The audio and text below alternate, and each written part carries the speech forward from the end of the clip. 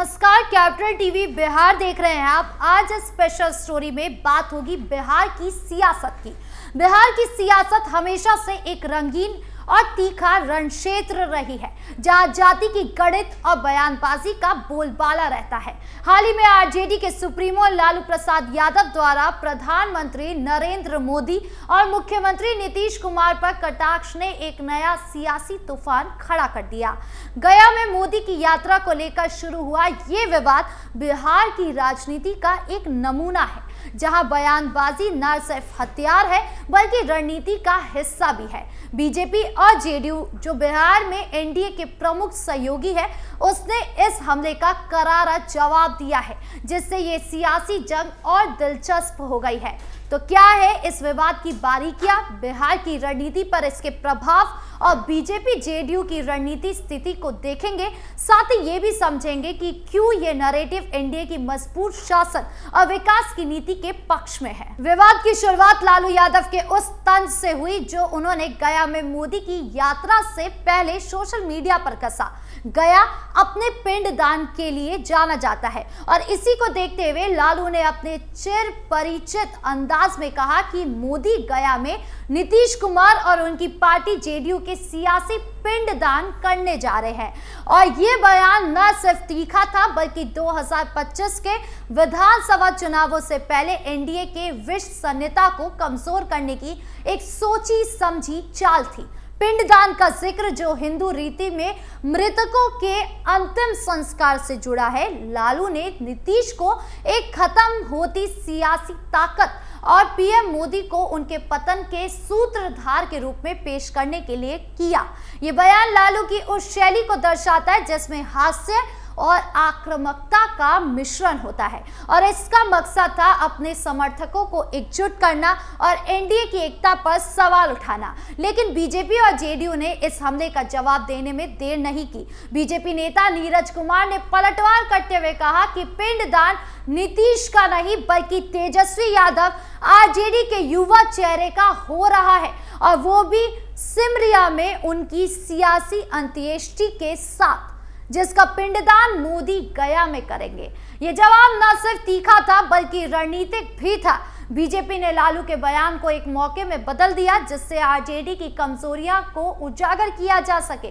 तेजस्वी, जो खुद को एक युवा और गतिशील नेता के रूप में पेश कर रहे हैं, उनको अपने पिता की विरासत से बाहर निकलने की चुनौती का सामना करना पड़ रहा है। नीरज कुमार का बयान इस कमजोरी को उजागर करता है, ये सुझाव देकर कि आरजेडी की सियासी प्रासंगिकता कम हो रही है, खासकर एनडीए की विकासवादी नीतियों और चुनावी ताकत के सामने। बिहार की राजनीति हमेशा से जाति गठबंधन और दिखावे का खेल रही है। आरजेडी की ताकत रही है उसका एमवाई यानी कि मुस्लिम यादव वोट बैंक, जो उसकी चुनौती रणनीति की रीढ़ है। लेकिन बीजेपी जेडीयू गठबंधन ने इस समीकरण को तोड़ने में सफलता पाई है, विकास और जातीय समीकरणों के रणनीतिक मिश्रण के जरिए। नीतीश कुमार, जिन्हें सुशासन बाबू कहा जाता है, उन्होंने बिहार में एक ऐसी छवि बनाई है जो विकास और शासन से जुड़ी है। 2005 से उनके नेतृत्व में बिहार ने बुनियादी ढांचे, शिक्षा और स्वास्थ्य में उल्लेखनीय प्रगति देखी है। बीजेपी ने इस उपलब्धि को और बढ़ाया है। मोदी की राष्ट्रीय छवि और संसाधनों का उपयोग करके बिहार में विकास की गाथा को मजबूत किया है। गया में मोदी की यात्रा, जहां उन्होंने 13,000 करोड़ रुपए से अधिक की परियोजनाओं का उद्घाटन किया, जैसे कि गंगा का औंटा सिमरिया पुल और नई ट्रेनों का शुभारंभ, बिहार की कनेक्टिविटी और आर्थिक विकास के प्रति एनडीए की प्रतिबद्धता को दर्शाता है। आज भी पीएम मोदी दौरा करने पहुंचे हैं और यकीन है कि इस बार भी कुछ नया उद्घाटन जरूर होगा, एक नई बात जरूर कहेंगे। लालू का हमला हालांकि बयानबाजी में ताकतवर है, आरजेडी की हताशा को भी उजागर करता है। जनवरी 2024 में नीतीश के महागठबंधन से बाहर निकलकर एनडीए में वापसी ने आरजेडी को सत्ता से बाहर कर दिया है। इस कदम ने न सिर्फ एनडीए को मजबूत किया बल्कि आरजेडी को प्रासंगिकता बनाए रखने के लिए जूझने पर मजबूर किया है।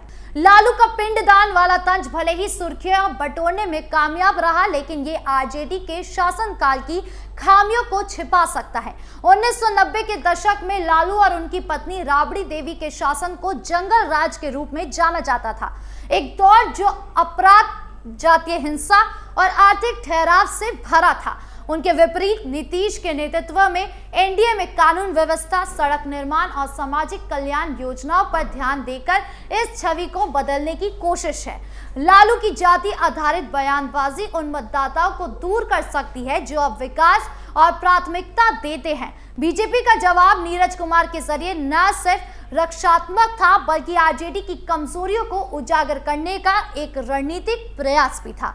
तेजस्वी का निशाना साधकर बीजेपी ने आरजेडी के भीतर पीढ़ीगत बदलाव की कमजोरी को उभारा और उनके नेतृत्व क्षमता पर सवाल उठाया।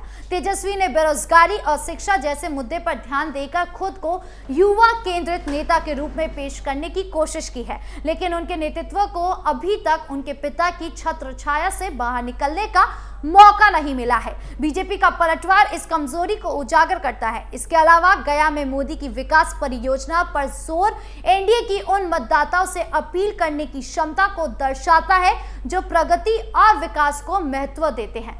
13,000 करोड़ रुपए की परियोजना जैसे कि गंगा पर औंटा सिमरिया पुल न सिर्फ प्रतीकात्मक है, बल्कि बिहार की कनेक्टिविटी और आर्थिक गतिविधियों को बढ़ाने में वास्तविक प्रभाव डालती है। लालू के नीतीश को कमजोर नेता बताने के प्रयास के बावजूद नीतीश बिहार की सियासत में एक केंद्रीय शख्सियत बने हुए हैं। नीतीश का शासन मॉडल जो सामाजिक इंजीनियरिंग और विकास का मिश्रण है, जिसने आरजेडी के पारंपरिक समर्थकों, पिछड़ी जातियों और दलितों को भी प्रभावित किया है।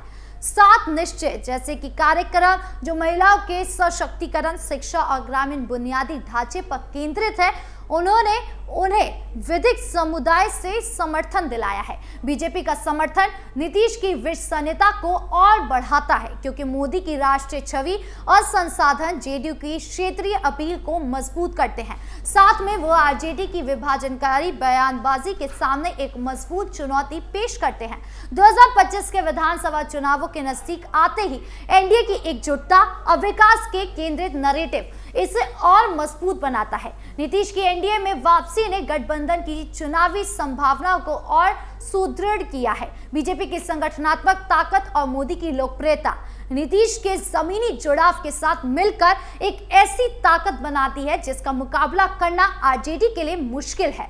लालू का पिंडदान वाला बयान भले ही तीखा हो, लेकिन ये उन मुद्दे को संबोधित नहीं करता जो मतदाताओं के लिए महत्वपूर्ण है: रोजगार, बुनियादी ढांचा और शासन। तेजस्वी का वोट की चोरी और मोदी की यात्रा को झूठ और नारों का दुकान कहना प्रतिक्रियात्मक लगता है, ना कि दूरदर्शी। इसके अलावा एनडीए की एकजुटता की छवि आरजेडी की आंतरिक चुनौतियों के सामने और प्रभावी दिखती है। लालू भले ही आरजेडी के भावनात्मक और रणनीतिक केंद्र में बने हुए हैं, लेकिन उनकी स्वास्थ्य समस्या और कानूनी उलझने उनकी सक्रियता को सीमित करती है। तेजस्वी को एक ऐसे दल को एकजुट करने की चुनौती का सामना है जो अपने एमवाई वोट बैंक पर बहुत अधिक निर्भर है। कांग्रेस नेता राहुल गांधी के साथ वोटर राइट्स यात्रा जैसे प्रयास अभी तक एनडीए के शासन नैरेटिव के सामने एक ठोस विकल्प पेश नहीं कर पाए हैं। दूसरी ओर बीजेपी और जेडीयू ने खुद को नए बिहार के निर्माता के रूप में स्थापित किया है। मोदी की राष्ट्रीय दृष्टि और नीतीश की क्षेत्रीय विश्वसनीयता का लाभ उठाते हुए ये विवाद एनडीए के विकास की कहानी को नियंत्रित करने की रणनीतिक क्षमता को भी उजागर करता है। प्रशांत किशोर जैसे आलोचकों ने मोदी की यात्राओं को प्रभावशीलता पर सवाल उठाए हैं, ये कहते हुए कि ये बिहार के मूल मुद्दे जैसे बेरोजगारी और पलायन को हल नहीं करते, लेकिन ये आलोचना एनडीए के विकासवादी धक्के की प्रतीकात्मक और व्यवहारिक महत्व को नजरअंदाज करते हैं। पिछले कुछ महीने में पीएम मोदी की बिहार की 3 यात्राएं इस बात का संकेत है कि एनडीए का ध्यान इस राज्य पर बना हुआ है जो उनकी चुनावी रणनीति के लिए महत्वपूर्ण है। इसके विपरीत आरजेडी की बयानबाजी भले ही सुर्खियां बटोरने में कामयाब हो, एनडीए की प्रगति की कहानी से मुकाबला करने में नाकाम रही है। यानी कुल मिलाकर जैसे जैसे 2025 का चुनाव नजदीक आ रहा है, बीजेपी और जेडीयू अपने शासन रिकॉर्ड का लाभ उठाने के लिए तैयार है, जिससे आरजेडी की खोई हुई जमीन वापस पाने के लिए जूझना पड़ रहा है। बिहार के इस हाई वोल्टेज सियासी रंगमंच में एनडीए की दृष्टि और रणनीतिक पलटवार का मिश्रण इसे एक मजबूत ताकत बनाता है, जो राज्य के भविष्य को आकार देने के लिए तैयार है। अब आगे क्या कुछ माहौल बनता है, ये देखने वाली बात होगी। आपको क्या लगता है, कमेंट बॉक्स में जरूर बताएं। नमस्कार।